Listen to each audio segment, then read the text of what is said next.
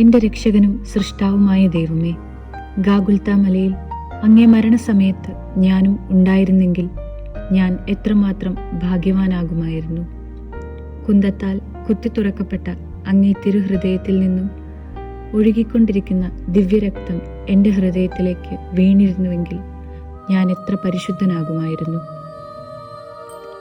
മാധുര്യപൂർണനായ ഈശോയെ, ആദ്യ ബലി ദിവസം ഗാഗുൽത്തായിലെ കുരിശിൻ ചുവട്ടിൽ നിൽക്കുന്നതിനുള്ള ഭാഗ്യം കിട്ടിയില്ല എങ്കിലും അങ്ങേ തന്നെ ദിവ്യപൂജയിൽ നിത്യപിതാവിങ്കൽ കാഴ്ച സമർപ്പിക്കുന്ന അവസരത്തിൽ കുരിശിനു കീഴിൽ അങ്ങയോടുകൂടി ഉണ്ടായിരിക്കുന്നവർക്ക് ലഭിച്ച അതേ ഭാഗ്യം തന്നെ എനിക്ക് ലഭിക്കുമെന്ന് പൂർണ്ണമായി ഞാൻ വിശ്വസിക്കുന്നു.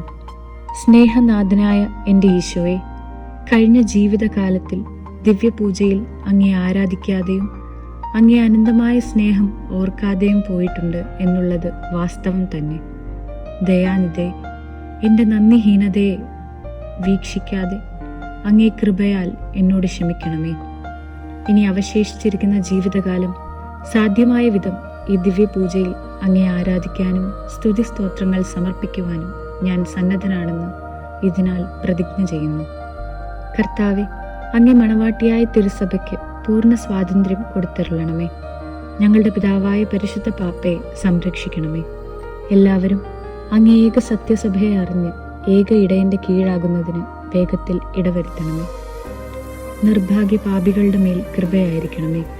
അനുഗ്രഹത്തിൻ്റെ അമ്മയായ മറിയമേ, ദിവ്യഹൃദയത്തിൻ നാഥേ, ഞാൻ അപേക്ഷിക്കുന്നതും ആഗ്രഹിക്കുന്നതുമായ സകല വരങ്ങളും അങ്ങേ ശക്തമായ മധ്യസ്ഥതയിൽ ശരണപ്പെട്ട് അങ്ങ് വഴിയായി ലഭിക്കുമെന്ന് പൂർണ്ണമായി ഉറച്ചിരിക്കുന്നു.